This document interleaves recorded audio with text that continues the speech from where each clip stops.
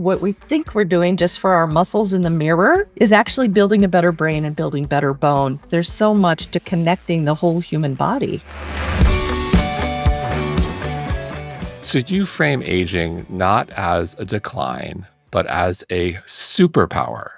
So how do you personally define aging with power, and how has that definition evolved through your own journey? So, you know what the reality is, I've been researching and writing about aging since I was a researcher at the University of Pittsburgh, where we really tried to answer the questions of when do we really decline? Is it when Hallmark says we decline? Or is there a more biologic standard?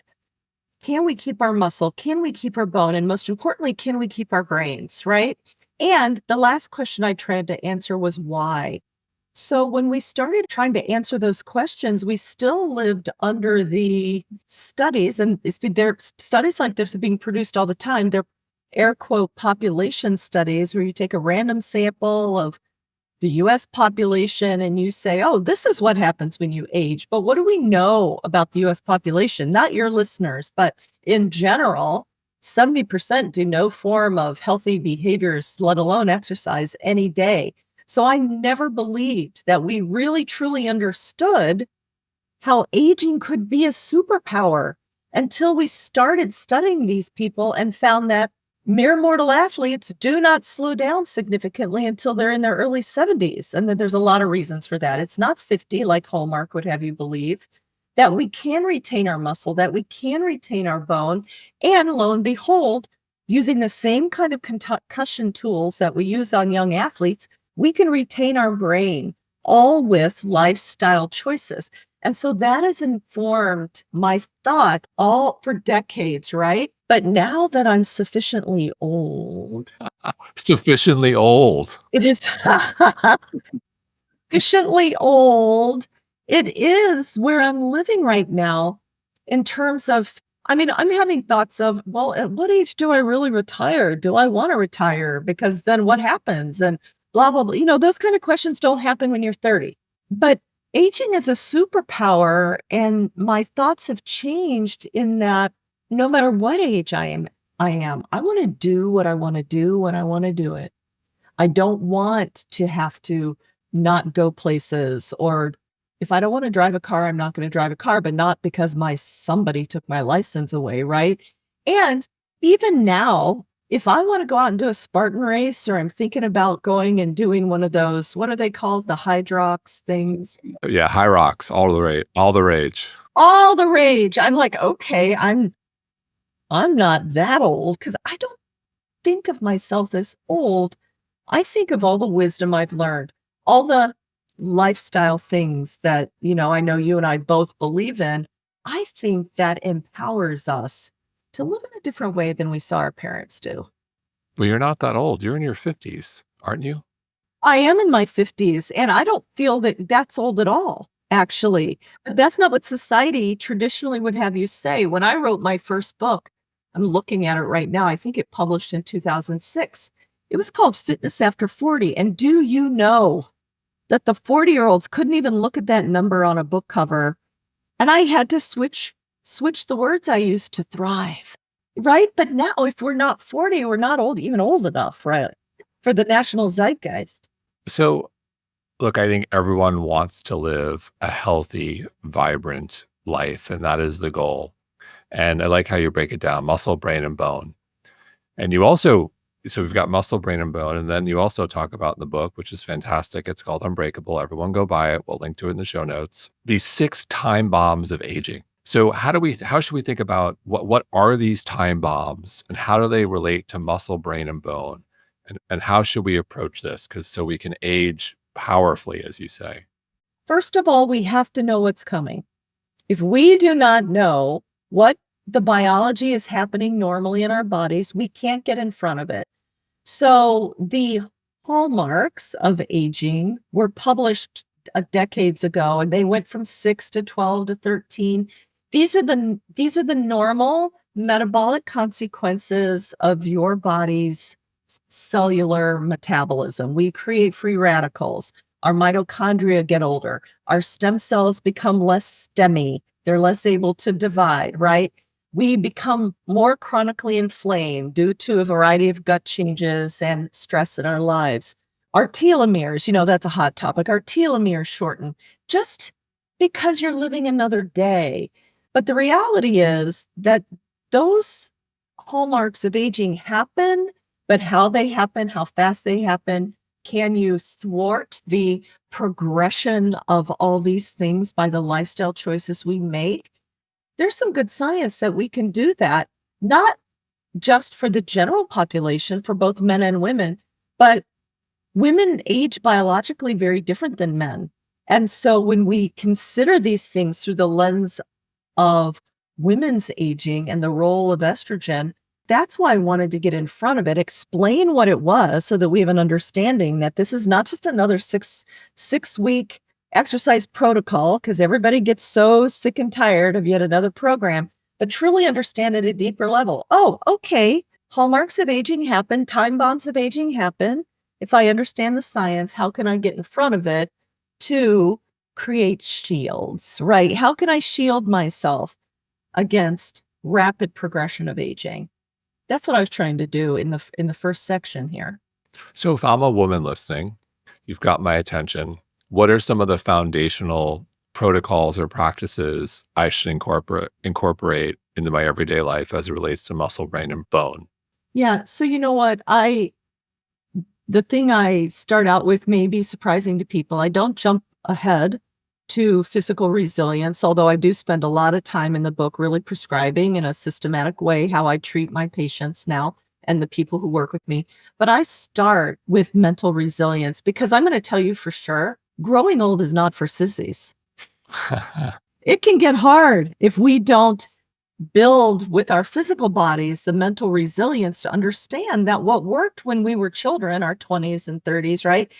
Listen, child's play was then. We are adults now. It takes a different kind of effort. It may take more effort. The changes will be different, but not impossible.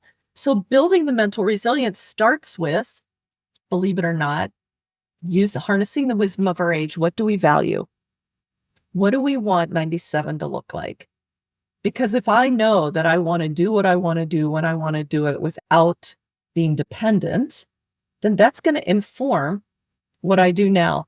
But if I just latch on to another 6-week program or a little black dress with no deeper meaning, it's going to be hard to comply, right? So what are our values and what are our goals? That is part of mental resilience. And then the other part that I love talking about is really examining through, there's these researchers I love that talk about hardiness theory. We think resilience is just some nebulous, we're strong.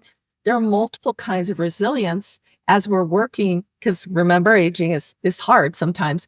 Hardiness is a part of resilience that can be trained. And I'll tell you the difference, right? Patty Duckworth, the brilliant scientist out of Penn, talks about grit.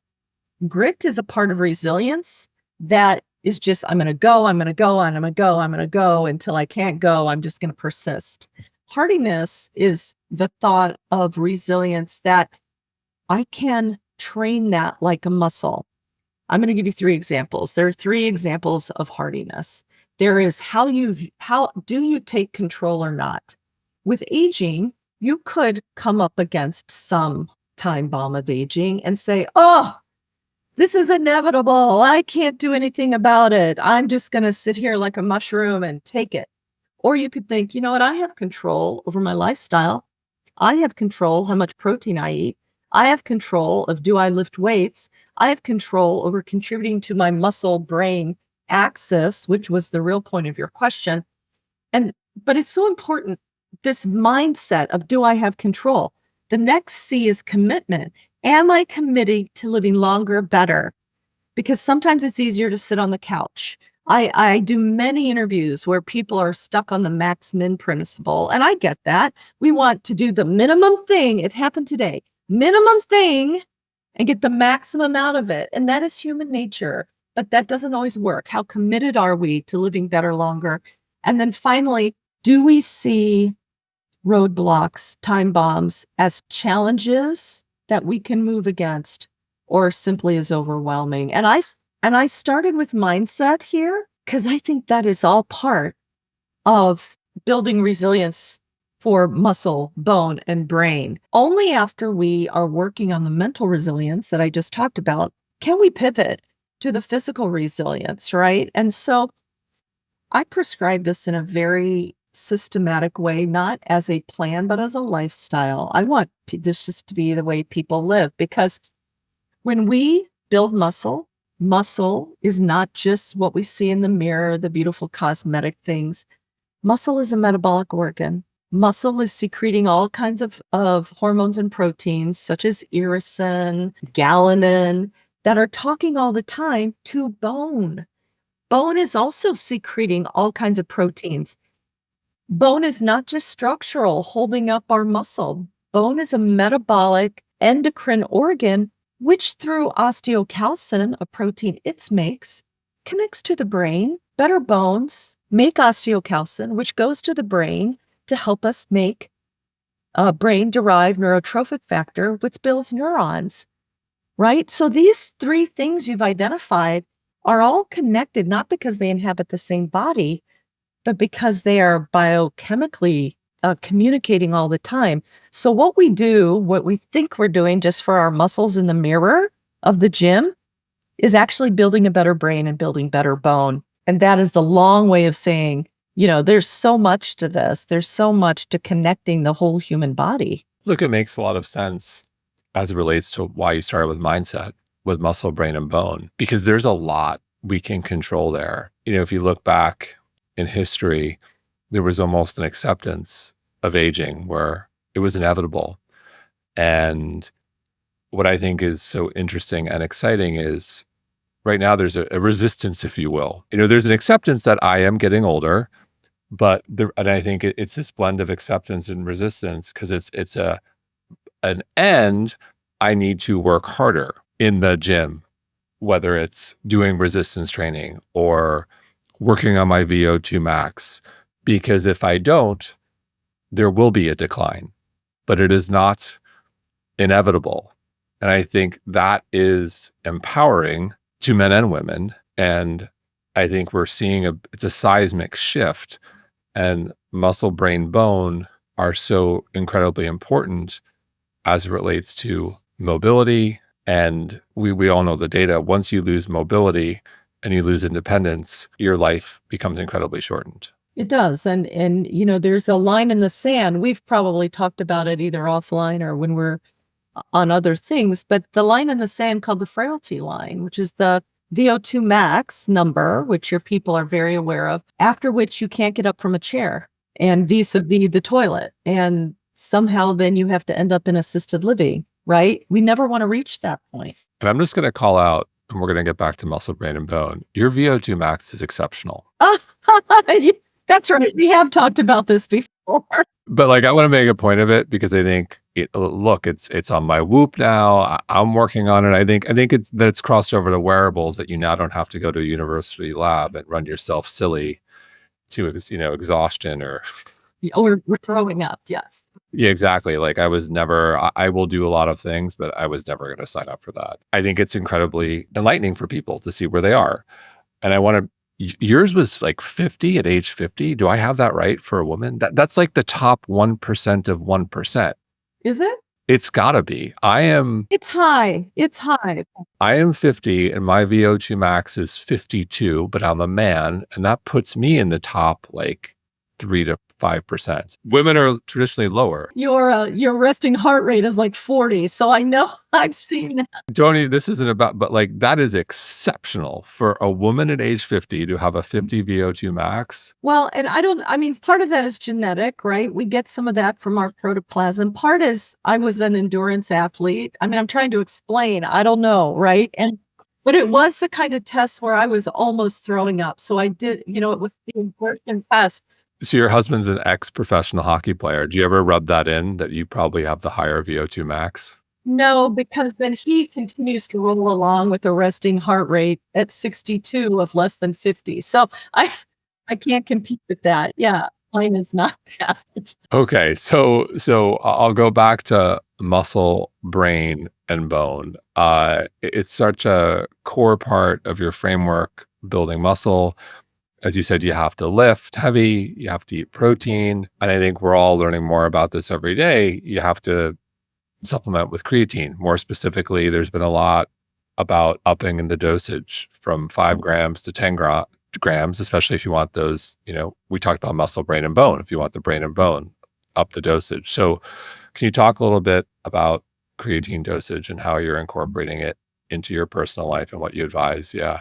So, I don't remember how many years it's been that I started taking creatine the way I do now, but my first introduction was in 1992 when I was involved with USA Wrestling, and we started doing the giant loading doses and cycling it for the young athletes, and that was my first context. But as I reached midlife and began understanding, oh, I'm still building muscle. Creatine is still a critical augment to the body's ability to create muscle. I started with 5 grams because creatine, as you know, your people know, is one of the most studied additives that we have. I hate to say the word supplement because then it derives on it's unproven, but I guess it is. But it has so much research behind it, and 5 grams was a pretty standard dose every day, steady state, no need to cycle it on and off. And then I recently, and I think this is when it started to become higher in the zeitgeist, is there was a study that showed that 20 grams of creatine could have a positive effect on cognitive function in people with Alzheimer's disease. And when that study came out, there was a big jump in the conversation, such that, and I have to admit to you, some of the other scientists do a better job, but I'm like, I'm going to take 2 packets of this, darn it. If 5 grams is good and 20 grams is good for old people's brains, I'm going to do 10. And so I do 10 every day now because it's not just for my muscle. I want the brain effects, right? Because as a scientist, as a physician, my brain is always the best part of me, right? And that has to keep up with all the work that I'm doing for my body. And I know that when I contract skeletal muscle, I'm producing a protein called clotho that's going to help my brain and all those things we just talked about.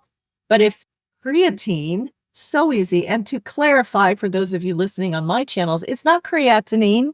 It's not the kidney function measure. It's creatine, different, very similar words, different. If I can give my brain an extra boost with 10, then that's what I'm going to do because it's very safe. It has been proven very safe. 100% safe. And you talk about this in the book. There's been this shift from, muscle from vanity, although I think a lot of people like to look good and feel good, but it's a longevity organ, and muscle is medicine, and it's muscle, brain, bone. You got it. They are connected. That's right. Well, and you know what? I'm glad that message is becoming more and more apparent, so that we think of our bodies as an entire unit. But let's just, muscle and bone are connected to the brain, but the entire musculoskeletal system is derived from one type of stem cell. So it makes sense that they're always talking to each other and producing proteins that augment each other. So you should think that every time you're working hard, you're really affecting 5 or 6 different tissues, all within even just the musculoskeletal system. And I think something that I find appealing, the more muscle you have, the more metabolically flexible you will be. And the more you can kind of have freedom as it relates to your diet. That's right. So the more muscle, the more healthy mitochondria you have, our energy burning organelles. And when we have that metabolic flexibility, we can be very efficient at burning fat, right? We can be very efficient at burning amino acids to make ATP. And even when there's no glucose around, amino acids and fatty acids will through various biochemical cycles be made into the glucose that the body needs. So there's no essential carbohydrate. There's an essential amino acid and essential fatty acids. Isn't that interesting? Well, I qualify sourdough bread as an essential carbohydrate, but that's my personal rule. I just made some yesterday. Isn't that funny? I'll have to try your homemade, but next time you come to Miami, there is a baker called Damasello, and he makes it fresh every day. And all it is just like the flour, water, and salt. It's incredible. No, I am so going to come do that next time. I'm a big connoisseur of sourdough. We're ready. Next book's a coffee table sourdough book, Vonda's favorites. So you've mentioned stem cells and mitochondria, and it's a segue. There's a lot happening in biohacking. And how do you think about that as a woman who I know values science? There's a lot of noise, and some things are worth investigating and potentially spending time on, and some things aren't. How do you think about what's overrated and potentially underrated here? So I get to that. I get through health optimization, peak performance. I address some of the longevity biohacking business. And that's where I'd like to stop before I give you my tagline on what I think of biohacking is because, okay, I'm just going to say it now. No amount, and listen, these are interesting things. I'm not saying don't try it, but no amount of infrared, no amount of special oxygen species, no amount of vibratory plates, on any gadget that you see, force field generating, you should see the things I see. None of that is going to be additive to you unless you have the basics. Can we please start with optimizing your health? And the reason I say that is because I have been taking care of people for 25 years, more than 100,000 of them. And many times people come wanting to skip everything and ask me which infrared and which vibratory plate to buy. And I'm fine telling them my opinion. But what I find is that they are in sub-health. They are fine. Their organs are not working optimally. Their blood levels are not optimal. They're exhausted. Well, is that because we're not eating enough high quality food? Is that because we're not putting strategic stress in our body? So I always start with health optimization. And when we do that, because I've been through this myself, I went through midlife, I went through menopause, it sucked, but I optimized my health, got my lipids, everything good. And then we can add the more interesting things in peak performance like we do for our athletes. And then when we're peaked out and we want to go climb Everest base camp, or we want to do some big thing, and we truly think we want to live to longevity 150, then let's try all those things. But I say let's not skip over the important parts, because the reality is that in many of the biohacking implements, there is simply no research. And I accept that. I'm deep in the longevity space.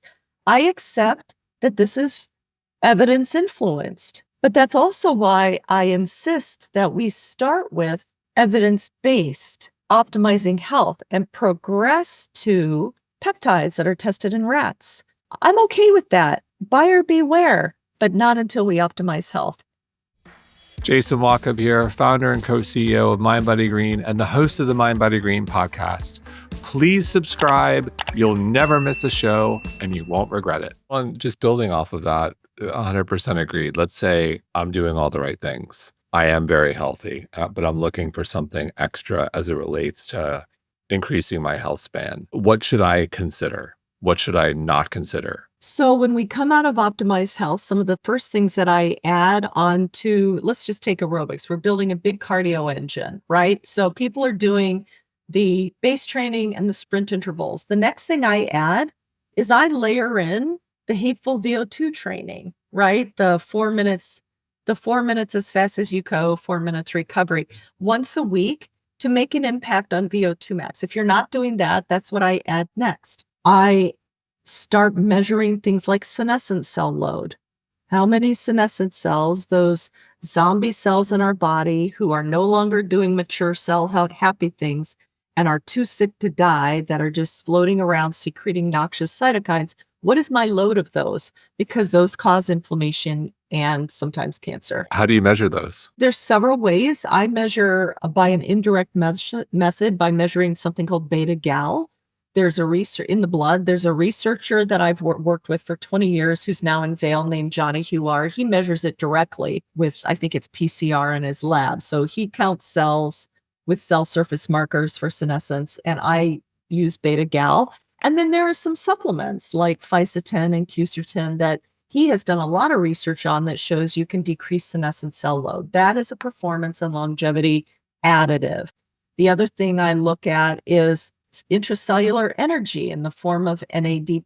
There's another lab I use called Genfinity that has an assay that we can measure NAD plus in your cells, which you need to know, right? There's a lot of high interest in NAD right now, but how do you even know it's helping?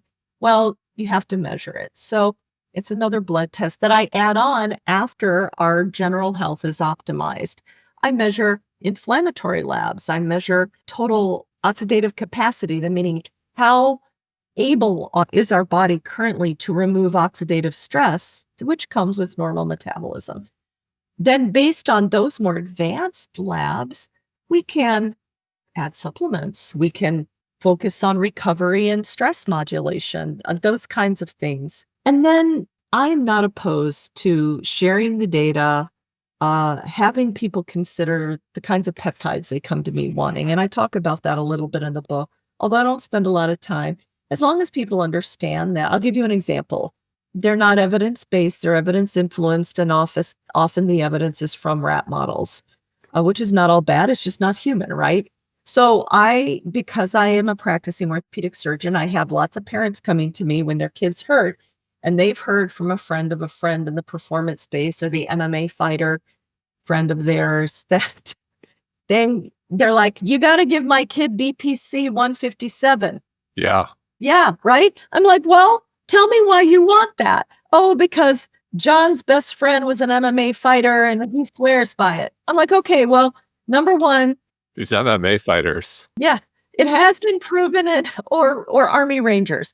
It has been proven in rats to have some benefit for tissue healing, but I'm not giving it to your 13-year-old, right? So that's just one example.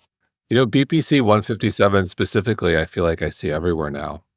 And it's been recommended for a whole host of things. Yeah. And how wonderful would it be if that worked? We don't know. We don't have the studies. So if adults want to use it, buyer beware, fine, do it. It's your body. Peptides I'm so fascinated by, and I'm conflicted because I've heard miraculous stories of healing with some people. And then I've also heard stories that, not so good. Well, and what you have to consider is where you get them, what they are, what's in the bottle. Because I'm in a big longevity space. There's this big group of doctors. We're in this chat. Everybody's always asking each other how to source these things because pharmacies close. Compound pharmacies, right? Where are you going to get it on the black market, so to speak? I mean, that's no good, right? Right. Compound pharmacies are essentially the source of peptides. Sometimes, some lab in Mexico, sometimes. So nothing against Mexico, but I tend not no, but where my point is I tend not to go there to source. Or the pharmaceuticals, right? Exactly. Or procedures. Yeah. Well, there's that. So back to the study of inflammaging and inflammation. Before we get to the advanced labs, for someone who's just doing regular lab work, what are some of the watch outs that they should be looking for? Yeah, especially for women in midlife that hopefully will be reading this book. When we lose our estrogen and she walks away forever, most of us have dramatic changes in our lipid panels, which is our total cholesterol, our triglycerides, our LDL and HDL, because estrogen has a critical effect on cardiovascular health, lipid metabolism. So that will change. We also become incredibly more insulin resistant. So I always check fasting glucose, fasting insulin, and then calculate the home IR to see what the insulin resistance ratio is. I think it's really important to not only know what fasting glucose is, but what your hemoglobin A1C is. So fasting glucose is right now, the last 12 hours. Hemoglobin A1C tells us what our glucose metabolism has been like in the last 3 months, but there's one in the middle that I like to draw called GSP, and it's also a measure, but in the last 3 weeks, because your 3 months may have been okay, or your 3 weeks may have been okay, but your 3 months might have been a disaster. So it just gives us 3 points on a trend.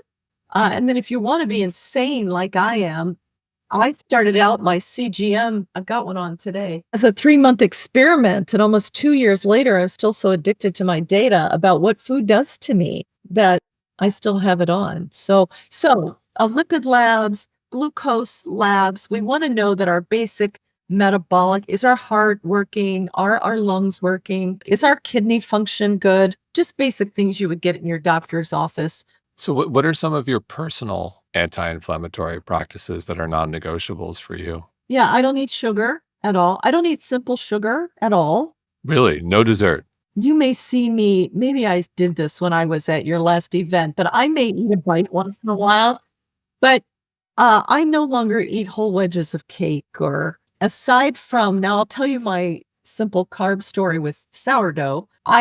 For a while when I was starting out with this CGM and I could really see what simple carbs did to me, which is spike, which is normal, and then drop dramatically, I would have those highs and lows. So now I try to keep my sugar more stable with only small highs and lows. But I was trying to do that with like less than 80, 50, 80 really low grams of carbs a day. And I had no energy. I mean, I would be exhausted. So I know now that, listen, how ridiculous is this?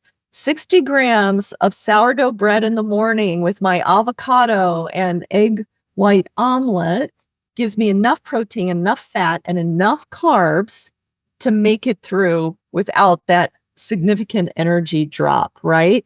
But the whole cereal for breakfast, simple oatmeal, not steel cut oats, all the garbage Americans like to start out with our sweet breakfasts, I don't do anymore. And you know why?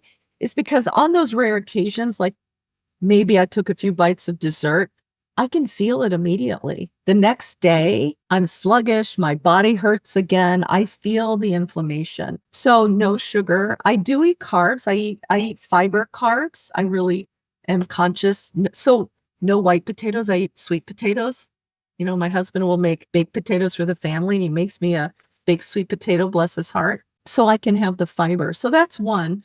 Number two, I think sleep is critical. The restorative nature of sleep is critical. So I'm really stringent about going to bed the same time, waking up the same time. Here's one. This goes back to simple sugars. This is not very popular in Florida, but it goes back to if I'm going to eat fruit, I eat the fruit. I do not grind up my fruit. Even when I'm using, I mean, I obviously use your protein. Even when I'm putting that in water, I don't grind up my fruits in it because it pre-digests and it gives me a sugar spike that I can feel. So if I eat fruits, I eat them for dessert and I eat them with their skins so I get the fiber. Those are some of the practices that I do. So you mentioned in your omelet, egg white. Why no yolk? Yeah, so nothing wrong with yolks. However, for me to get 30 grams of protein from whole eggs, I need to eat 6 eggs. I don't want to eat 6 yolks because that's 24 grams of fat.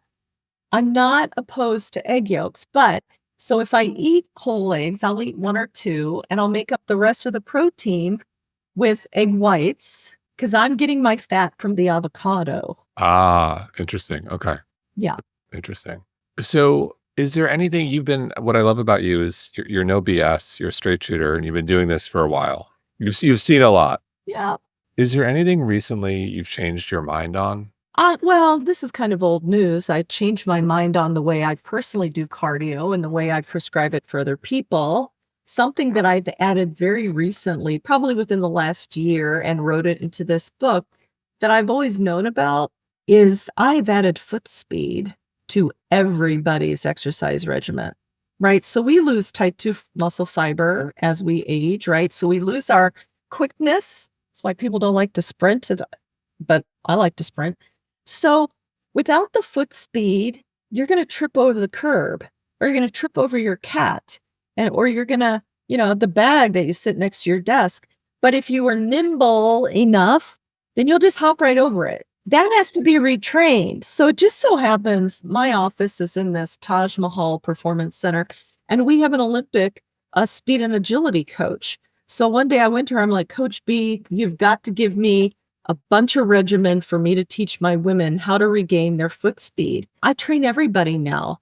And so that has become a key component that's not talked about a lot in the country. So that's something I emphasize a lot because you can have as much muscle as you want and you can have okay bones, but when you fall, because it can be a fatal fall. So I teach balance and foot speed now. Well, they also goes hand in hand, something I am very aware of and I'm working on, toe strength. Oh, yeah. Are you crunching up some towels or I'm doing that. I'm focusing. I'm like, I haven't done this and I'm doing it again. But the last time I did calf raises was when I was playing basketball in college. And now I'm doing them again, but very conscious. I'm not looking to build the calf necessarily jump higher. I've given up on that. Sorry, I realized that my dunking days are probably over. I'm very conscious of my toes and how I am strengthening my toes because your toes are the key to balance. yeah, they have to be able to grip and Yes, I think of all the because if you're fall most injuries, most falls happen, you're going downstairs. yeah. You need that toe strength. Toe strength to grip the floor when you're picking something up, there's a reason they all move independently, right? They're not a block of wood. They move independently. So when you reach over for something you're gripping, going down the stairs, you have to actually have toe mobility too, right? And your great toe, that's what we call it, the great toe in orthopedics, has to have enough mobility to roll over. Otherwise, it changes the mechanics of your whole leg. So I love that you brought that up because toes are vastly undervalued, but I'll give you my own example. It changes my whole mechanics and is really one of the reasons I don't marathon anymore is because I'm the orthopod who insists on wearing high heels all the time because I'm a dancer and I've got really strong legs and I can, but I have so much arthritis in my great toe that I don't have the motion you need that you're describing. And I don't roll over the center of my foot, I roll over the side of my foot, which changes how my Achilles works, which changes how my knee works, which changes the firing of my butt. So even something as silly as a great toe can change your whole motion pattern. Isn't that interesting? It is, and I've become such a huge proponent of wide toe zero drop shoes. They've been game changing for me. I've got really high arches, and I think about all the ankle roll, third degree sprain, and never really recovered of, and then they would tape my ankles and give me orthotics, and I'm thinking through like these were all the things I should have never done that just perpetuated the problem, and how important toe strength and mobility is and the load. It's just incredible. I think so underrated. So you're in your 50s. You've got all this wisdom. What advice would you give 30-year-old Vonda? What I wish I would have done during my critical decade, I name like 35 to 45 the critical decade when everybody is hot in the middle of building their careers and all the things we're doing. Listen, isn't it ironic? I was doing the research then. I knew what the science said, but I don't think I ever thought I was going to age. So as I reached my mid 40s and I was coasting along with the same things I did, child's play. It doesn't work to do when you're 40 what you did when you were 20, but still many of us, including me, were doing that. My 30-year-old Vonda should have been completely literate on what happens to your body when you lose your estrogen so that I didn't lose bone density. I didn't lose muscle mass. I didn't have the period of brain fog where I forgot nouns and thought I was getting dementia. I would have been completely literate on what's coming ahead. And so whether you're a man or a woman, everybody ages. Men tend to age in a linear way. Women age in this chaotic way. I would have become more literate so that by the time I got to my 40s, I would have had all my ducks lined up. Who am I getting hormones from? What am I going to take? How am I going to change my weightlifting from hypertrophy to strength and power? How am I going to change my cardio from, listen, I was an Orange Theory person, high intensity interval training and marathon running to now I do 80-20. I do a lot of base training and I do sprinting and not as much VO2 max training as I should do. But I would have had all these ducks in a row because here's the thing. You can make change at every age. I have lots of examples of people in their 60s and 70s who have finally the light bulb went off and they're making change. It is so much easier and life sustaining to establish the standards in your youth and never stop, right? Never have that hiatus when life takes over. I wish I had taken that more seriously. I think there's a great line. The best way to stay in shape is never get out of shape.